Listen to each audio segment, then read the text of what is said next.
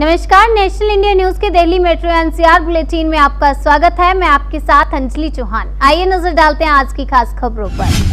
Lockdown की आहट। दिल्ली पुणे से बड़ी संख्या में अपने घरों को लौट रहे प्रवासी मजदूर। देश में कोरोना वायरस के मामले बढ़ रहे हैं। शहरों में फिर से लॉकडाउन का डर सता रहा है, तो अब फिर से प्रवासी मजदूरों के अपने घर वापस जाने की खबरें भी आ रही हैं। लगातार बढ़ रही सख्तियों के बीच लॉकडाउन की आहट सिर पर है और दिल्ली पुणे समेत अन्य इलाकों से प्रवासी मजदूर अपने घर वापस लौटने लगे हैं। कोरोना का डर। न्यूजीलैंड ने भारत से आने वालों की एंट्री बैन की। 11 अप्रैल से 28 अप्रैल तक रहेगी रोक।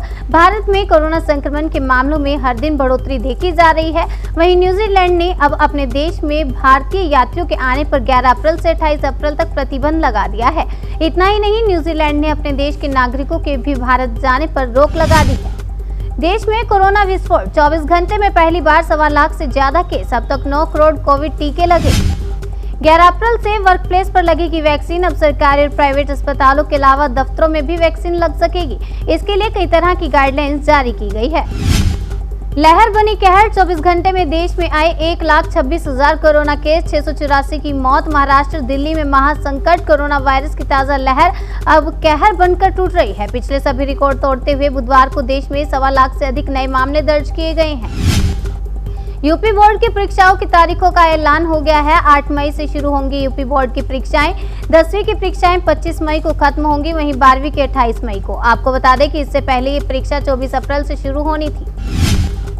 निष्क्रिय बैंक खाते से 16 करोड़ निकालने की तैयारी में थे साइबर अपराधी। 3 गिरफ्तार। हरियाणा के जींद से बैंक धोखाधड़ी के मामले में 3 लोगों को गिरफ्तार किया गया है। इन पर 16 करोड़ रुपए से अधिक की धोखाधड़ी का आरोप है। एमपी के शहरी क्षेत्रों में अब शनिवार रविवार को 2 दिन रहेगा लॉकडाउन। छिंदवाड़ा में आज रात से अलग 7 दिन तक लॉकडाउन रहेगा। यहां 3 दिन में 51 लोगों की कोरोना से मौत हो चुकी है। आरबीआई का बड़ा फैसला। पेमेंट बैंक में डिपॉजिट लिमिट 1 लाख से बढ़ाकर 2 लाख रुपए किया। भारतीय रिजर्व बैंक की मौद्रिक नीति समिति ने 7 अप्रैल को प्रमुख नीतिगत दरों को 4% को बरकरार रखा है। इसके अलावा आरबीआई ने पेमेंट बैंकों के लिए अहम फैसले लिए हैं।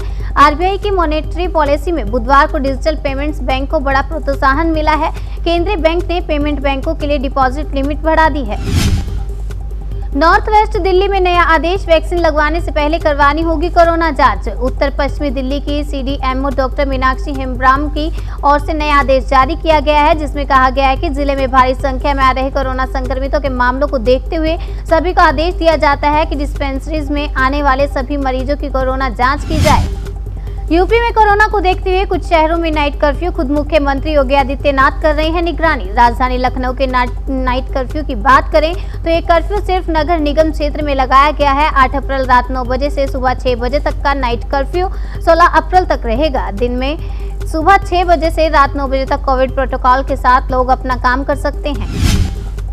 खाली होता जा रहा सिंघू बॉर्डर। दिल्ली को अलविदा कह ट्रैक्टर सहित पंजाब लौट रहे किसान। सुख सुविधाओं से कृषि कानून विरोधी प्रदर्शनकारियों का मोहभंग हो गया है। आंदोलन का केंद्र बिंदु रहा सिंघू बॉर्डर अब मायूसी के आगोश में खो गया है।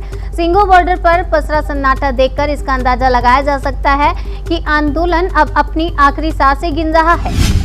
एस्ट्राजेनेका ने सीरम इंस्टीट्यूट को भेजा कानूनी नोटिस। वैक्सीन की आपूर्ति में देरी का आरोप। दुनिया की सबसे बड़ी कोविड-19 वैक्सीन बनाने वाली कंपनी सीरम इंस्टीट्यूट के सीईओ अदार पूनावाला ने एक इंटरव्यू में कहा था कि उन्हें कोविशील्ड वैक्सीन ज्यादा मात्रा में बनाने के लिए करीब 3,000 करोड़ रुपए की जरूरत है।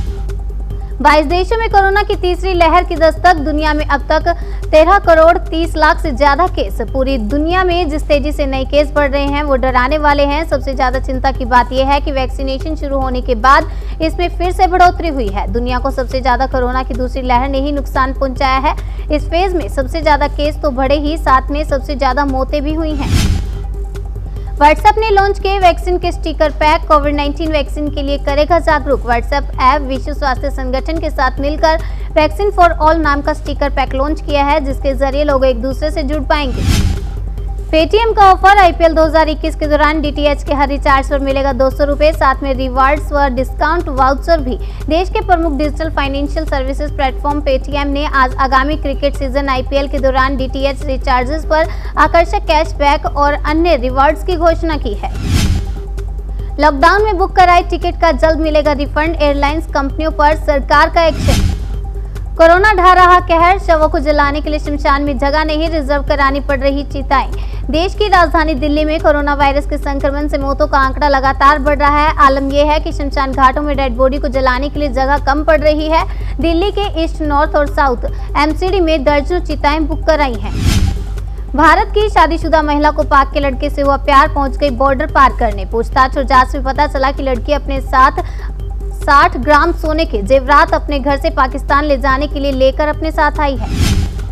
बड़ी जनसभाओं की जगह छोटी बैठकें करेगी बीजेपी, इस वजह से लिया फैसला। बीजेपी यूपी में होने जा रहे पंचायत चुनाव में बड़ी रैलियां नहीं करेगी। दरअसल राज्य में कोरोना के मामलों में अचानक तेजी देखी जा रही है, इसलिए बीजेपी अब छोटी बैठकें ही करेंगी।